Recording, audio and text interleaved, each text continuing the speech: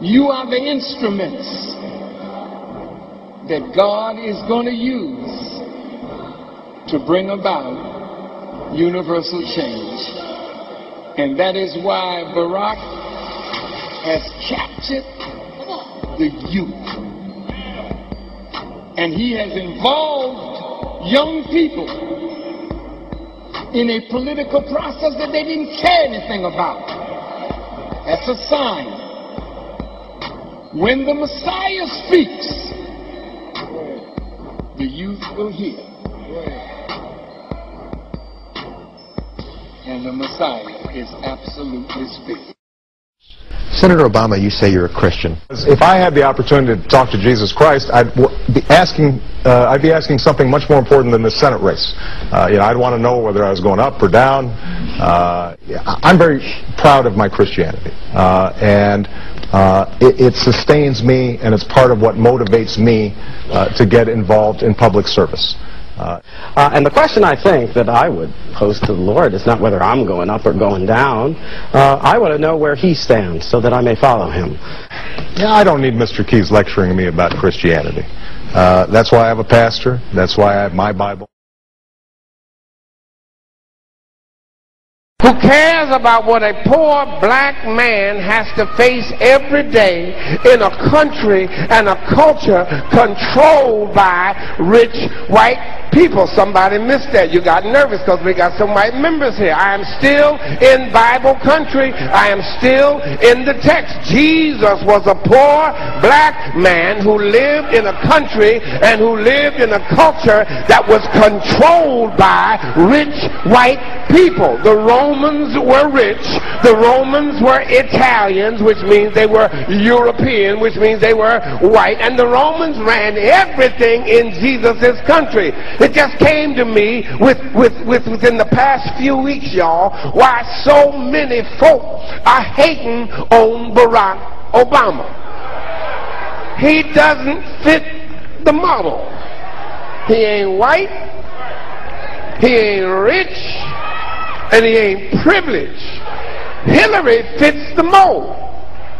Europeans fit the mold.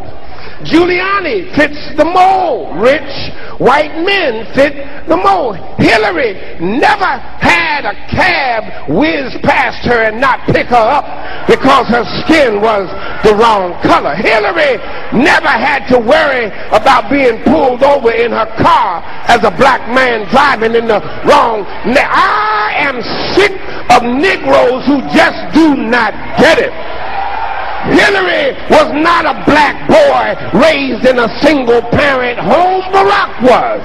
Barack knows what it means to be a black man living in a country and a culture that is controlled by rich white people.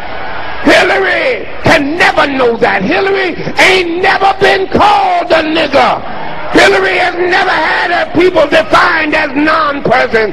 Hillary ain't had to work twice as hard just to get accepted by the rich white folk who run everything, or to get a passing grade when you know you are smarter than that C student sitting in the White House. Oh, I am so glad that I got a God who knows what it is to be a poor black man in a country and a culture that is controlled by and run by rich white people. He taught me, Jesus did, how to love my enemies.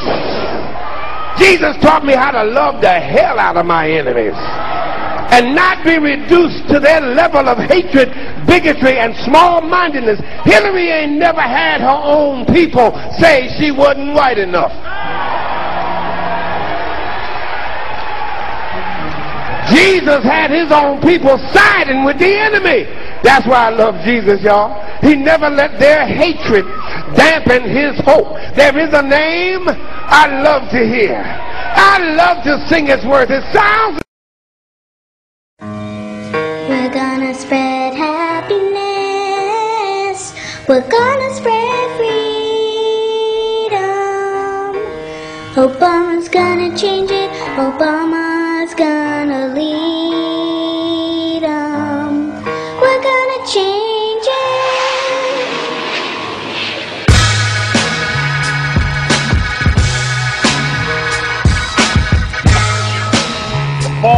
of the Berlin Wall brought new hope, but that very closeness has given rise to new dangers. Dangers that cannot be contained within the borders of a country or by the distance of an ocean. Think about it. The terrorists of September 11th plotted in Hamburg and trained in Kandahar and Karachi before killing thousands from all over the globe on American soil. In this new world, such dangerous currents have swept along faster than our efforts to contain them. And that is why we cannot afford to be divided. Barack Obama has called for a 1 million-man youth brigade spy force. He said a Stasi youth brigade of teenagers. Jay-Z, when he throws up what he says is the diamond or the rock symbol, and you see that it is the shape of a triangle, okay? That is not a diamond symbol. That is, to the profane, as they would say, a diamond symbol. But he can get a concert and have 25,000 people throw up this rock signal. What's up, this Jay-Z. I want to make sure that everyone out there says certain things in his music like, I'm so illuminated, I may glow in the dark. I'll tell you, I'm voting for Barack Obama. There have been differences between America and Europe. No doubt there will be differences in the future. But the burdens of global citizenship continue to bind us together. A change of leadership in Washington will not lift this burden. In this new century, Americans and Europeans alike will be required to do more, not less. Partnership and cooperation among nations is not a choice. It is the only way. Our old friends, the Trilateral, Rockefeller, Bilderberger, Council on Foreign Relations, Rand Corporation, Chicago Schools, Skull and Bones, Ford Foundation, you name it, they have all lined up behind Obama in a way that is unprecedented. The fall of the Berlin Wall brought new hope, but that very closeness has given rise to new dangers. Dangers that cannot be contained within the borders of a country or by the distance of an ocean. Think about it. The terrorists of September 11th plotted in Hamburg and trained in Kandahar and Karachi before killing thousands from all over the globe on American soil.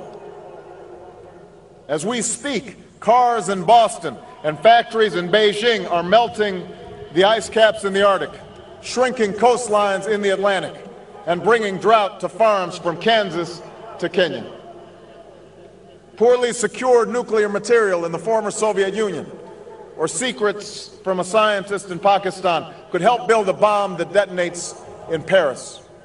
The poppies in Afghanistan come to Berlin in the form of heroin. The poverty and violence in Somalia breeds the terror of tomorrow. The genocide in Darfur shames the conscience of us all.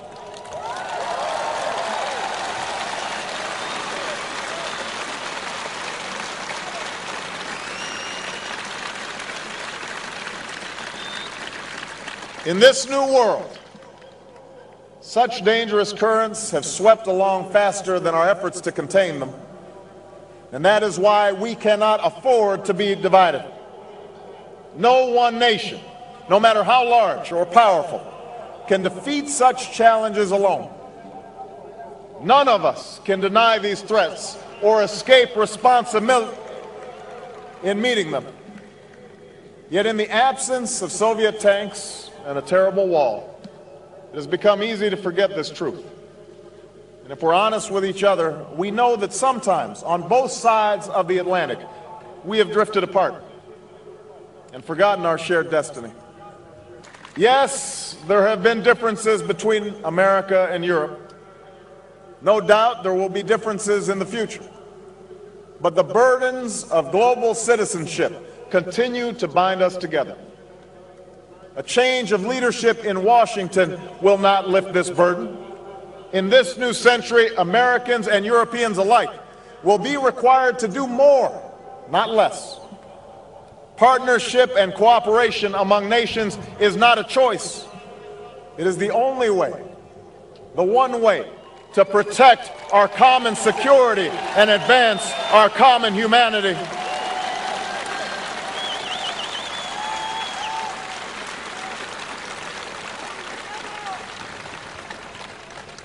That is why the greatest danger of all is to allow new walls to divide us from one another. The walls between old allies on either side of the Atlantic cannot stand. The walls between the countries with the most and those with the least cannot stand. The walls between races and tribes, natives and immigrants, Christians and Muslims and Jews cannot stand. These now are the walls we must tear down.